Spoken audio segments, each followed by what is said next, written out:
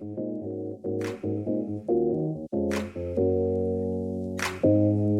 Dr. Tasia White, and you're listening to Things My Boss Never Told Me. Hello, and welcome to episode number 12 of Things My Boss Never Told Me. I'm your gracious host, Dr. Tasia White, and I'm really excited for this episode because we're going to be talking about the leadership journey, and in particular, my leadership journey. And in this episode, I will share reasons why it's important for us to do things like listen to podcasts and go to conferences and take courses and doing all of these little things that contribute to our overall leadership development, and how participating in those things have helped me in terms of my own leadership journey. So in order for us to really dive into today's topic, I feel like we have to take a step back and think all the way back to episode number 2, where I compared the differences between leaders and managers. And at the end of that episode, I asked a particular question. Do you remember what it was? Okay, in case you don't, my question was, which one are you? Do you feel like you're more of a leader or more of a manager? And in that episode, I shared the differences and the similarities between leaders and managers in terms of how it relates to one's supervisory style, right? And I did that because I wanted all of you listening to get a sense for which archetype do you identify with the most. Do you feel that you're more of a leader based on the characteristics that I mentioned, or do you feel like you're more of a manager based on the characteristics that I mentioned? And the episodes following that were meant to give you a little bit more of a distinction, particularly in episode number 3, where I talked about transactional versus transformative leadership, and I drew comparisons between managers being more transactional, whereas leaders are more transformative, and why that's significant in terms of employee engagement. And so fast forward to today, by now, I hope that you've been able to, 1, answer that question for yourself, 2, have an understanding of the innate differences between leaders and managers, and 3, you have some idea as to why you're drawn to this, whether it be this type of role, this type of knowledge, this podcast, like just understanding why you feel drawn to having a deeper understanding of leaders and how to be a good supervisor, because that really matters. Like, it goes beyond just genuine curiosity. There's something there that needs to be explored. And so I'm glad that you've decided to explore that with me. I mean, if you're listening to episode number 12, let's admit it, you're a leader, right? Even if maybe some of the things that you did in the past were more on the management side, or the roles that you were in were more of a manager, if you're listening to this podcast, you're a leader, okay? So go ahead and, put that label on you. If you're into labels, or you could just secretly keep that to yourself, it's totally up to you. But just know that you're part of the club now, okay? And it's okay, because it's a fun club to be a part of. At least I think so. But again, I'm partial. So with that said, there are 3 main questions that I want to answer in this episode. And so the first one is why we need leaders. The second one, why I continue to choose leadership. And then third, why we must continue to develop ourselves as leaders. Okay, so let's go ahead and get started. Now, before we can jump into question number 1, why we need leaders, I feel like it's important to first highlight a couple of things. 1, we are all on our own leadership journey, and so the things that I do may be different than how someone else does it. It doesn't mean that one's approach is better than the other. If anything, I sort of think of this as sharing multiple perspectives. So sharing my own stories, but also sharing the perspectives of other leaders who have written about leadership or written about the topics that we've discussed. And I feel like it's important to highlight that, because I feel like too often we can get so caught up in comparison, like comparing one's success, comparing one's journey. And that's not really what this is about. It's really about learning from the different perspectives. And I hope that I at least haven't come across as suggesting that my way is the only way or my perspective is the only perspective, because that certainly is not my intention. If anything, I'm just another voice that will either support or maybe contrast what you currently know. And it's up to you to decide whether or not that's the voice that you want to subscribe to, literally and figuratively. And so the purpose of me sharing my story is to give you perspective. And that's it. It's not the end all be all. It's not the, absolute right answer. I feel like we have different people who try to teach us and say that this is the only way. Like, that's not true at the end of the day. There are so many different paths. And so anyone who tries to take that stance of like, this is the way and it's the only way, I personally feel like it's crap. Just looking at history alone, we know that there wasn't just one path. It wasn't like they did this and then they did that and then they were successful. Like, there were different steps that were taken. And just because someone found one way, it doesn't mean that it's the only way. And so this episode is largely my perspective and what I've learned about the leadership journey and how that has supported me throughout the years. And I say all of that to say that I hope that what I share with you in this episode is helpful in terms of you navigating your own leadership journey, not following my journey. It's really about you finding your own voice and creating your own perspective. And so that is the main premise of this episode. All right, so now that we've cleared the air, let's go ahead and jump into why we need leaders. Well, there are about 4 reasons why I believe we need leaders. Now, it may be obvious, right? Like, if you think about the question, obviously we need them to guide us, right? So aside from the obvious, another reason why we need leaders is to motivate and influence the masses. Let's say we have the leader of an organization, right? And there are people who report to them. And the actions of that leader not only influence the people that report to them, but it also influences the productivity of the organization. So leaders play a major role in terms of how things get done within an organization. And I'm not talking about the micromanaging of making sure the deadlines are hit or all of the tasks are done. I'm talking about the innovative side, like how can there be any progress if leaders aren't there to inspire others to bring forth their ideas?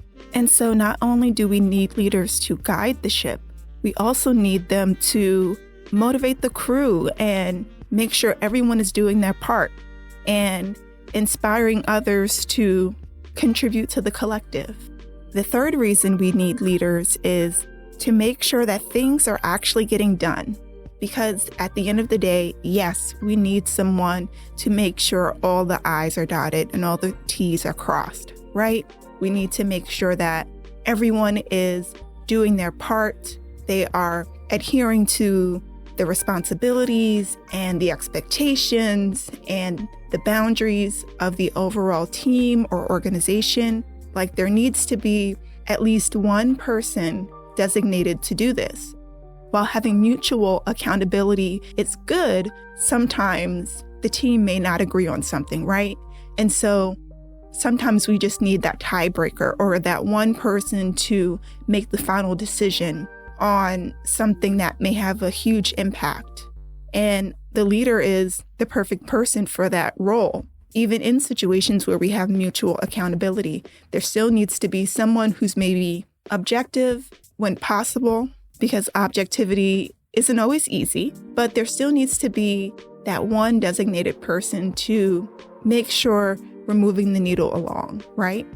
And then the fourth reason is there needs to be someone to help prepare the next set of leaders.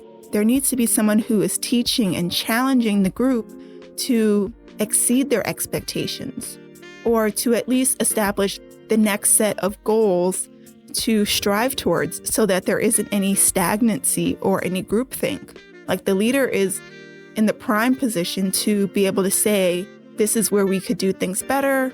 This is how we can improve. Here's a learning opportunity for you. Like, there needs to be a leader to establish those teachable moments for the teams that they're leading. And this is something that I highlighted in episode number 2, where I talked about the role of the leaders is to build other leaders, right? And so if there isn't someone who is intentionally doing this, then how will we have any succession? And so ultimately, we need leaders to make sure that the future of the department or the organization is in a place to succeed well after their time there or once they step down. And so just to recap, we need leaders to make sure that 1, we have someone to guide the ship. 2, we have someone who is designated to motivate and influence the masses. 3, we need leaders to make sure that the work actually gets done. And 4, we need leaders to prepare the next set of leaders who are going to take over once they leave, right? And I really felt like highlighting why we need leaders was important, not only for establishing the importance of leadership, but to also sort of recap some of the things that we've already discussed in previous episodes. And so as I keep referencing all of these nautical themes like guiding the ship and motivating the crew, I'm reminded of something that I did when I was the director of my department. And, I figured why not share this story with you? So one of the things that I was intentional about was setting a theme for each year. And that was sort of something that we would play on throughout to sort of guide us with the different trainings and programs that we were doing for our staff. And one year I had navigating the residential life ship. And so that became our theme for our training. It was also a theme that I used in my orientation presentation for parents and students. And so it all seemed to fit together. And I don't like to do anything half-baked. So one of the things that I did was I arranged a photo shoot with my team, and we all had on like nautical themed attire. I had my little captain's hat, and we found a boat. It wasn't a random boat. It was one that the college owned. We weren't, just randomly jumping on people's boats. But we essentially set up a little photo shoot on this boat, and it was a lot of fun. And, for me, it really signified 2 things. So 1, just how close we were as a team to indulge in something so silly, like doing a photo shoot. But it also became the focal point for that year and how we operated, and just reminding each other as well as the people that they supervised that we're all part of this ship together. And so what we're doing is all part of a collective team, right? Because when you're on a ship, each member of the crew has a very significant role, right? And if one person doesn't do their job, that can significantly impact the other people around them. So navigating the residential life ship was a great reminder for us that no one job is significant. While I may be the quote unquote captain of the residential life ship because I was the director, that doesn't mean that my role is more significant than the crew members. My role isn't more significant than the RAs, or my role isn't more significant than the associate director. Like, we all had a part, and it kept the ship afloat and moving forward. And so we had some really great initiatives that came out that year that really impacted our residential experience, which was really, really cool. And so I share all of this to say that as leaders, it's important to recognize that while the role that we play may be significant, the role that the people that we lead is just as significant. It's like, it's not a one-man ship. We can't do everything on our own, right? All right, and so the next question to answer is why I choose leadership. I would say for me, my leadership journey has literally been a series of trial and error. And I'm really grateful for the things that I've learned and that I'm still learning in different types of leadership roles that I'm in. And I really feel like, this was a path that was chosen for me long before I even knew it.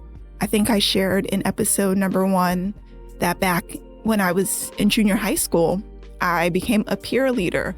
And it wasn't until, years later that I really understood like a peer leader. Like it's not just about doing community service. It's not just about putting on these little programs. It's really about being a role model for the people around me. And if you had asked me then if I felt like I was a leader, I probably wouldn't say yes, because I don't think I fully understood, one, what a leader was, and two, how what I was doing was real leadership. Because to me, it was just a series of activities. It was fun. It was doing something outside of the norm, and I enjoyed it. And now that I recognize the significance of it, I can look back and say, yeah, leadership has always been part of my path. Whether I wanted to or not, it's something that I was destined to do. And one of the reasons why I continue to choose this path is because I'm really enjoying the things that I'm learning along the way. And I'll dive in a little bit more about that in a second. But I'm also appreciating the opportunities to help build up other leaders, because I genuinely enjoy watching others succeed. Like, for example, in my current role, I'm in HR and I don't necessarily supervise people, but because of how my role is structured, it is a leadership role within our organization, right? And so one day, one of the other leaders noticed that I was helping one of my peers with a project. And they were asking me, why are you helping out with this project? Like, this isn't in your role and, you didn't sign up for this. And, something that they didn't know is that, I sort of did sign up, just not in a formal way. But the other side of it, and this is the part that I didn't say, but I was really, really thinking, was that I don't like watching other people fail, especially other people who I feel have the potential to be really great leaders. And the person that I was helping is such a great role model. And I recognize what they bring to our overall team, and the idea of them failing while they're trying to do something from a really good place, was disheartening to me. And so, no, it's not in my responsibilities. No, it's not something that I had to do in terms of my role and my responsibilities within the organization. But morally, I had to. I had to contribute in some way because, again, as a leader, I'm not going to watch someone fail. Even if it's a situation where I want someone to learn from their mistakes, we're going to find a way to learn without it being demoralizing, right? Without it feeling like I'm a complete failure. Because when you try to teach someone a lesson from that place, it becomes really, really challenging for them to move beyond the pity and the disappointment to see the lesson. And so rather than trying to pick them up from that place, I wanted to sort of guide them along the way. And if we didn't meet our goal, if we didn't do as well, at least I know I did something to help in that way. But I just knew that I couldn't let them do it on their own when I could see that they needed some assistance. I'm not going to say that they were struggling, because they definitely were not struggling, but I definitely saw an opportunity for me to help them to leverage my skill set in a way that perhaps they were not equipped in, and I provided that assistance. And so something that's really significant about my leadership story is the fact that I've had other people along the way do the same thing for me. I certainly did not get here by just showing up and doing everything my way and completely disregarding the wisdom of others, the guidance of others. It's really been a collective process. There's so many leaders that come to mind who maybe gave me one little piece of advice, or who maybe made one slight suggestion, and maybe I didn't agree with it at the time, but then later on I saw the value in it. And it's because of them that I'm where I am today. And so a perfect example would be when I finished college and I was sort of looking at master's programs and I was exploring different options. And at the time I was feeling pretty set about working in higher education. And there were many people who encouraged me to pursue a higher education degree because that was something that they did and it really served them well in terms of moving up through the higher ed ranks, right? But then I had one person who I considered a mentor that gave me the opposite advice. He was like, no, don't do that. He was like, get a degree in public administration, do something general, but, don't pursue a degree in higher education. Like, I feel like that will limit you. And I'll admit, I was really upset by that piece of feedback. And bear in mind, I was, 22, 23 years old, and I felt like I knew it all in terms of where I wanted my life to go. And this person didn't work in higher ed. And how would they know what I needed to do to get to a dean of students position? But then when it came time for me to actually select a master's program, I did not pursue a master's in higher education. And I still got to where I wanted to be. And so I share all of that to say that there are many, many people who have really contributed to my leadership journey in very small ways, as well as some very significant ways. And so more than anything, I want to be able to do the same for others. I want to pay it forward in some way. And I feel like I've done a little bit of that in terms of supervising my teams and still being in contact with them, as well as many of my students, and providing them advice and counsel, or even with my clients, with my coaching, and sharing my leadership expertise when it's appropriate there. But ultimately, I want to develop and inspire more mindful leaders.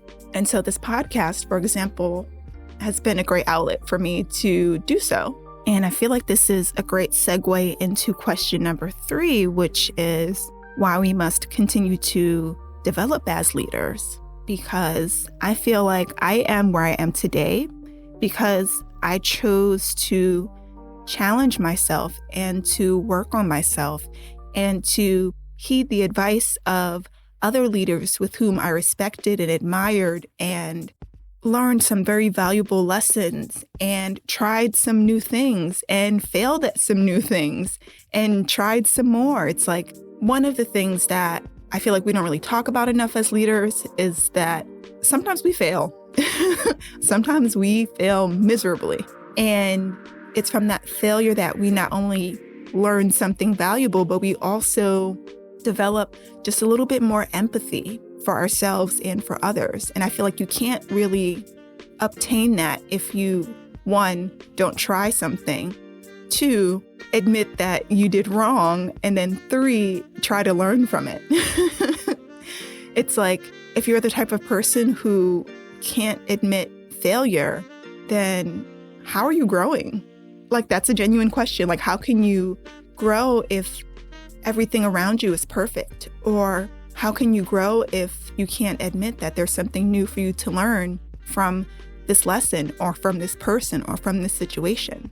So a really great example of that is when I tried to develop a new performance appraisal process when I was in one of my leadership roles. And so, full disclosure, we really didn't have a performance appraisal process, but I recognized that it was something that we needed because we really didn't have like any metrics for determining like how someone was performing within their job, and then whether or not that warranted them being able to move up or continue their job. And that was partially because there weren't really a lot of systems in place at that particular organization for the roles that reported to me. And so we were still fairly new in developing some structure. And so while developing that structure, I recognized that we needed to do something. Like, it had to be more than, well, you didn't mess anything up this year, so you're going to continue. Or we couldn't just rely on, well, I really like you as a person, so I'm going to promote you to this other type of position that's highly coveted. Like, it needed to be a little bit more than that. And so I decided to develop this process for performance appraisals. And the part where I didn't do so well was gathering peer feedback, because I had about 27 people who were reporting to me. And while I tried to develop meaningful relationships with all of them, I really didn't know on a day-to-day basis how well they were doing their jobs. And so I felt like I couldn't really base it off of my own interactions with them. I wanted to get a sense for how others felt that they were performing. And so when you think about it in that way, like that makes sense, right? Like it seems like the noble thing to do, not just base it off of face value, really diving deep into, how well is this person performing, and recognizing that, there are some people who may say some things about their peers that, may not necessarily be true. Maybe there's a personal vendetta, who knows? But I at least wanted to have that be part of the decision-making process. And so the first iteration of this was not great.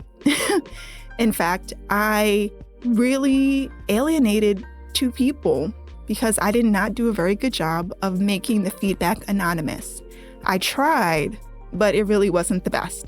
I apologized then, and I still apologize now to these 2 individuals because I recognize that how I approached that in that instance really impacted their relationship. And so if I didn't necessarily have the courage to admit that was a royal failure and apologize and, take the feedback from both individuals impacted, then I wouldn't have been able to perfect the process into what it was by the time we got to the 3rd iteration of it, right? And so that first iteration, not great on my part. The second one, a little better. The third one, we were good. We had a system in place, and sometimes that happens, right? But it really took that trial and error period to finally get to that sweet spot. And so part of developing ourselves as leaders is recognizing that we may not get it right the first time or the second time, or maybe even the third time, but we have to keep trying. We have to keep learning. We can't just say we're one and done. Like, that's just not how things work, especially because people change, situations change, organizations change. Like, there's so many moving parts and deciding factors that we can't just say we're going to get it right the very first time. That's not to suggest that we won't get it right the very first time, because that has certainly happened to me too. And so that's part of our development as leaders, doing that self-assessment and learning from our mistakes. The other part is taking advantage of different leadership opportunities that are offered to us. And so that may be in the form of conferences, in workshops, in mentorship or coaching. Like, taking advantage of those external opportunities is also important for our leadership development. And so that's something that I really had a knack for, especially early on in my leadership journey. I was the one who was always happy to sign up for a conference. My first 5 years in higher education, I went to a lot of conferences, partially because none of my coworkers wanted to go to them because they had other responsibilities. And, me, I was single, I was young, I was happy to travel and explore new places. But the other part of me also recognized the value of that. And so I can proudly say, without sounding like I'm tooting my own horn, that doing those things really served me. For example, an epiphany that I had somewhat recently was that I've pretty much been promoted at every single place that I've worked. And that doesn't happen to everybody. Like, there are many people who have to move on to other organizations in order to receive some kind of a promotion. Whereas for me, I've had the very good fortune of being able to move up or move over without having to apply. And so one example that comes to mind, so when I was in my early 20s and I was working for this one organization, again, I was taking advantage of all of the conferences and the workshops and connecting with the people. And then the year that I decided that I was ready to move on, I told my supervisor, look, I've had a great run here. It's been, 3 years. I've really enjoyed my time here, but I think I'm ready for the next step. And so this year I will be looking at other roles. And I told him that at the beginning of the academic year, with the intentions of staying for the entire academic year. And he was very understanding and, appreciated the heads up. And then by circumstance, by that May, I was offered a promotion to take on a new role that had just been created. And because I was finishing my master's and because I had learned a lot of the responsibilities that this person would be taking on in this new role, they decided to offer it to me first. I don't know if that opportunity would have presented itself had I not done all of the things prior to that. Had I not gone back to school, had I not gone to different conferences, had I not volunteered to be a part of certain committees. I feel like if I didn't do that groundwork beforehand, they could have just opened up a search and said, hey, if you want to apply for this job, feel free. Versus saying, you know what, we value what you bring, we recognize what you're doing in terms of your growth and development, and we want to keep you on, right? Like those are two very different conversations, right? And so who wouldn't want to be in that type of position? And I'll admit, this is something that has happened to me more than once. Even in situations where I was leaving the organization, there were still conversations of how can we keep you? I feel like one of the worst things that we can do to ourselves as leaders is to get ourselves stuck or stagnant and not pursue something greater in terms of our growth and development. There are so many leaders who end up getting pigeonholed to a type of role or a type of environment or a type of organization because they don't necessarily take the time to develop themselves. And so that's why I emphasize ongoing learning so much. It's because I've seen it happen time and time again of people deciding that this is all that I need to know and I'll just figure the rest out. And then they end up staying right there, like staying in that same mindset, staying in that same type of role by becoming complacent and get stuck because of stubbornness or fear. And so I feel like taking the time to invest in ourselves through learning is one of the best ways to avoid that stagnancy. Once we've decided that we are leaders and we want to make a positive impact and we want to do our best to develop the people around us, then we have to do our part to continue our learning, continuing to challenge ourselves, continuing to add things to our toolbox so that we position ourselves to be a huge asset to the organization. So another reason why I feel that it's so crucial for us to continue our development as leaders is because the world is constantly changing. Perspectives are changing. People are changing their approach to life. I mean, just look at the pandemic. 2 years ago, conversations around workplace balance were very superficial, in my opinion, unless you worked for one of those really great organizations that seem to master the work-life balance, right? And so when we had the pandemic, it sort of forced us to take that a little bit more seriously. Actually, it forced us to take it a lot more seriously and to be more intentional about creating good boundaries for ourselves when we're in work and outside of work.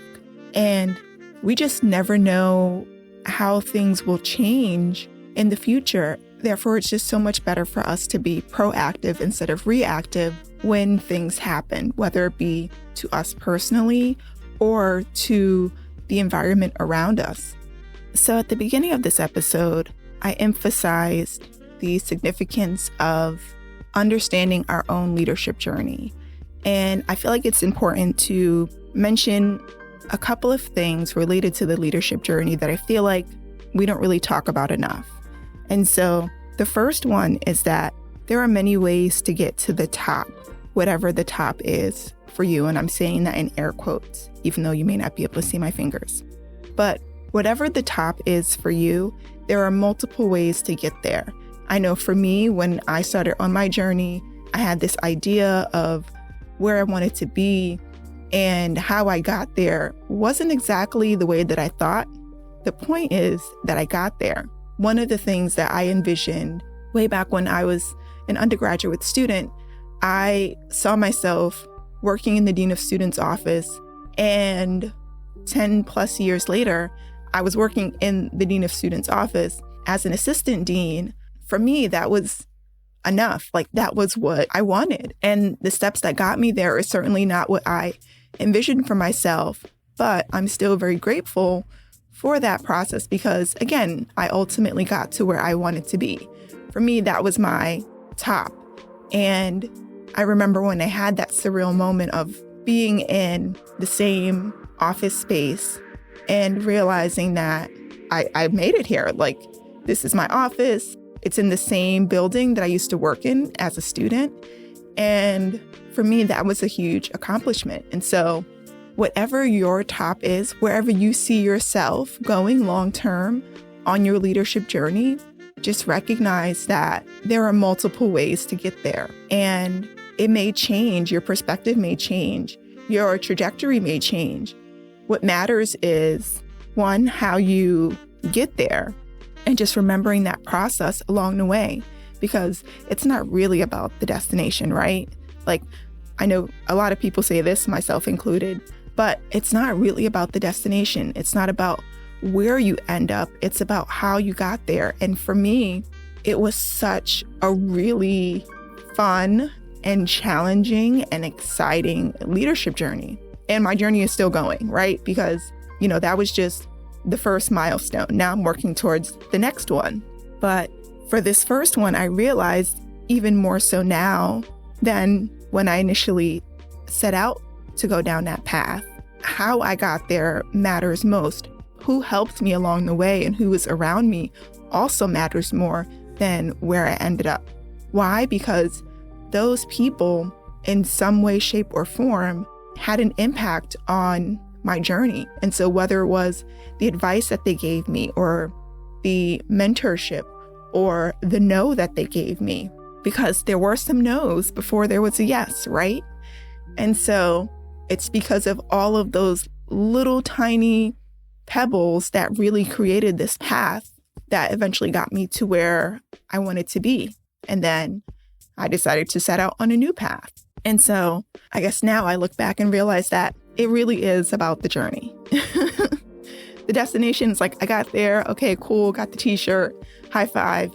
But what mattered the most was how I got there and who was part of that journey overall. The other thing that I feel like we don't talk about is the fact that the title doesn't necessarily make us a leader. And I know I touched on this a little bit in episode number 1 and number 2 as well. But again, I feel like this is something that isn't emphasized enough. And therefore, I'm going to say it again. The title doesn't necessarily make the leader. It's about the actions, the influence, the relationships. Those are the aspects that makes one a leader. And so earlier in this episode, I mentioned that there are people who look to me for guidance, even though I don't necessarily supervise them. And so it's like, I don't need to have the title of leader to be a leader. I just need to lead. I just need to guide. I just need to be myself, and people will naturally gravitate towards my style of leadership. I say that to encourage you to determine what your style of leadership is and just be that, regardless of your role, regardless of where you are in your career. Even if you feel like, oh, I'm only in an entry-level position, throw that out of your mind. That doesn't matter. What matters is whether or not people come to you for advice or if people look to you for answers. I remember in one of my group projects, we were all sort of sitting around and, waiting for someone to say something. And finally, I was just like, you know what? How about we do this? And then after that, I just became the designated leader of that group project. And I certainly didn't set out to be the leader. I didn't say, I'm taking on this title, but I was the first one to say something to sort of get the ball rolling. And that was enough, right? And so if you're unsure about how to show up as a leader, then one, I encourage you to listen to episode number 5 about owning your leadership. But 2, sometimes it's just as simple as making the first move, being the first one to raise your hand, being the first one to speak up, being the first one to delegate, and not doing so from the perspective of, well, I'm the boss, I tell everyone what to do. Include yourself in that equation. Mutual accountability, right? That's something I've talked about quite a bit, especially when it comes to working with teams. And so not only are you leading others, but you should also be leading yourself in that process. And so I guess what I'm trying to say, if you're listening to this podcast and you aspire to be a leader, just understand that you don't need the title to be a leader, okay? You are a leader because you're doing the things to learn and help yourself grow. The only thing left for you to do is make the first move, all right? Okay, so with all of that said, let's go ahead and start this episode's gratitude list. So first and foremost, I am grateful for all of you who have stuck with me on this podcast journey, who have reached out and shared their thoughts, who have shared my content with others. Thank you so much.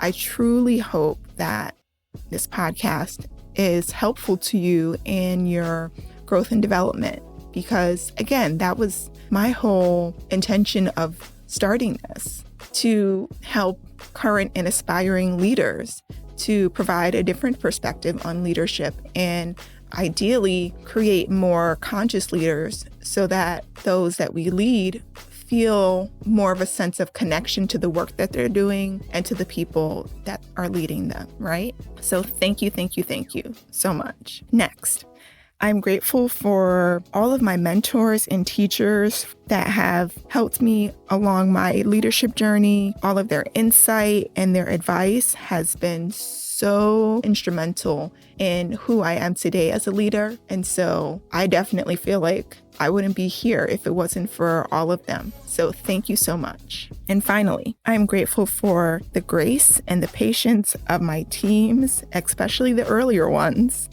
because they have also contributed to my leadership journey. They were there for the trial and errors. They were there to give me feedback, to support me, to challenge me, and their role in my leadership journey matters. And so thank you to every single one of you. All right, so with that said, let's go ahead and transition into this episode's affirmation. So here we go. My leadership journey continues to grow and expand with each learning opportunity. And so, as I've mentioned many a times in this episode, when you make the choice to be a leader, you are also making the choice to be a lifelong learner. And I really can't emphasize the importance of that enough. And so doing things like listening to this podcast and taking courses, at some point, what you acquire from those opportunities will be helpful to you. Like even today, even though I'm no longer working in higher education, I find that much of what I learned during that time is still applicable today. And I'll admit, I'm a little bit of a nerd when it comes to learning, but it's all relative at the end of the day, right? And so it's really important for us to do the work, to take the course, to listen to the podcast, to read the book, whatever it is. It's important for us to do these things so that we are keeping our perspective fresh and opening ourselves up to new and innovative ideas, okay? And so that is what I want you to walk away with in this episode. In our next episode, episode number 13, I am excited to invite my first guest to Things My Boss Never Told Me. And it's going to be a lot of fun because we will actually be talking to someone that I supervised in the past. So I'm excited for them to share their perspective in terms of their own leadership journey, as well as share some fun stories about us working together in the past.